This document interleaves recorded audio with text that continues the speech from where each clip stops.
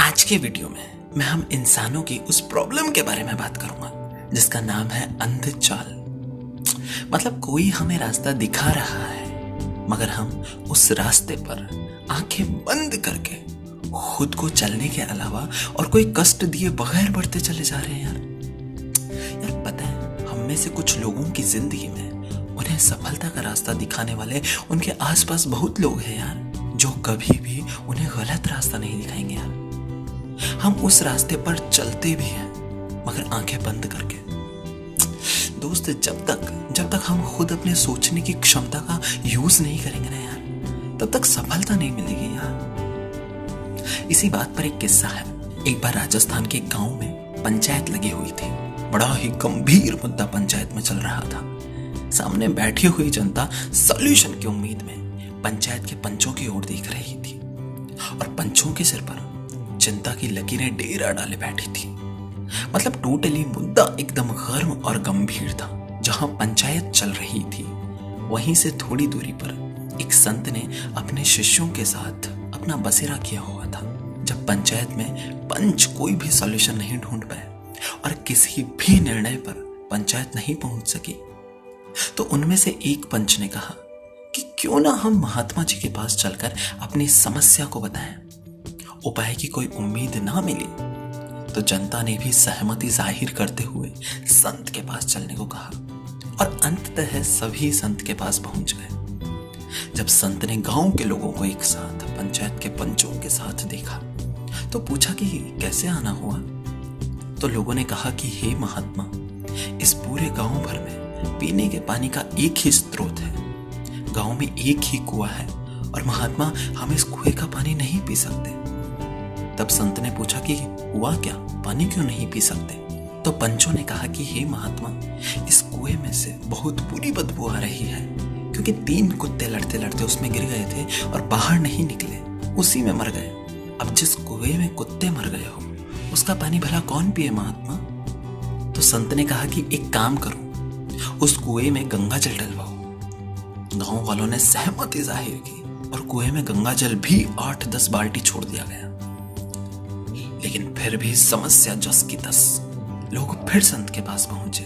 अब संत ने कहा कि अगर गंगा जल का कुछ प्रभाव नहीं हुआ तो तुम भगवान की पूजा कराओ। लोगों ने कहा ठीक है। गांव में भगवान की बड़ी पूजा करवाई गई, परंतु फिर भी समस्या जस की तस। लोग परेशान फिर संत के पास पहुंचे। अब संत ने कहा कि पूजा से कुछ नहीं हुआ तो कुएं में सुगंधित द्रव्य डलवाओ। लोगों ने फिर सहमति जाहिर करके उसमें सुगंधित द्रव्य डलवाया, लेकिन नतीजा फिर वही। ढाक के 3 पात लोग फिर संत के पास पहुंचे। इस बार संत परेशान होकर खुद चल कर आए। लोगों ने कहा कि महाराज, हालत अभी भी वैसी की वैसी है। हमने आपके कहे अनुसार सब करके देख लिया। गंगा जल भी डलवाया, पूजा भी करवाई, प्रसाद भी बांटा और उसमें सुगंधित पुष्प और बहुत सी चीजें डाली, लेकिन महाराज हालत तो अभी भी वैसी की वैसी है। अब संत आश्चर्यचकित हुए कि इन्होंने सब करके देख लिया, परंतु फिर भी इनका कार्य ठीक क्यों नहीं हुआ। तो अंततः संत ने पूछा कि तुमने और तो सब कर लिया, लेकिन वो जो 3 कुत्ते कुएं में लड़ते लड़ते गिरकर मर गए थे उन्हें निकाला कि नहीं। लोग हंसते हुए बोले, महाराज कैसी बातें करते हो, उनके लिए ना आपने कहा था ना हमने निकाला। बाकी तो सब जैसा आपने कहा वैसा किया हमने, वो तो वहीं के वहीं पड़े हैं। संत बोले, जब तक उन्हें नहीं निकालोगे इन उपायों का कोई प्रभाव नहीं होगा।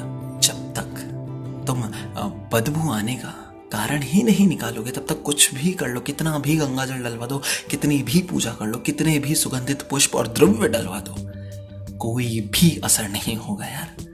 और ये बात सही भी है। यही बात हमारे जीवन पर भी सटीक बैठती है यार। इस शरीर नामक गांव के अंतःकरण के कुएं में ये काम, क्रोध, लोभ, ये 3 कुत्ते लड़ते लड़ते गिर गए यार। ये सारी इन्हीं की बदबू है। हम किसी पंडित से उपाय पूछते हैं तो वह बताते हैं कि तीर्थ यात्रा कर लो, थोड़ा ये कर लो, थोड़ा वो कर लो, थोड़ा पूजा कर लो, थोड़े पाठ कर लो, सब करते हैं, परंतु बदबू उन्हीं दुर्गुणों की आती है यार। अगर हम सबसे पहले अपने अंदर के दुर्गुणों को निकाल देना यार, तो हमारा जीवन भी सुगुण हो जाएगा।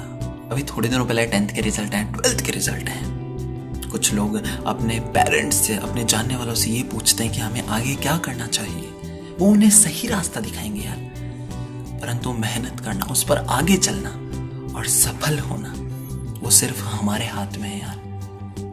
कोई हमें रास्ता दिखा सकता है, हम आंखें बंद करके चलेंगे तो वो अंगुली पकड़कर चलवाएंगे नहीं। इसलिए मेहनत करते रहो और काम, क्रोध, लोभ, इन तीनों को अपने दिमाग से बाहर फेंक दो। अगर इन्हें आप बाहर फेंक देंगे ना तो आपका जीवन सफल के साथ साथ सरल भी हो जाएगा। दोस्त, अगर आपने ये वीडियो पूरा देखा है, आपने कहानी पूरी सुनी और अगर आप इस कहानी से इंस्पायर हुए हैं और अगर आपके अंदर भी ये अंधचाल के साथ साथ काम, क्रोध, लोभ, इन तीनों का पसेरा है तो प्लीज यार इन्हें बाहर निकाल फेंको यार। अगर आपकी फ्रेंड लिस्ट में कोई ऐसा है जो ऐसा करता है, प्लीज उसे वीडियो शेयर कर दीजिए यार। अगर आपके जरिए किसी की जिंदगी इन वीडियो से बदल सकती है तो यही मेरे लिए सबसे बड़ा अचीवमेंट होगा यार। Thank you so much.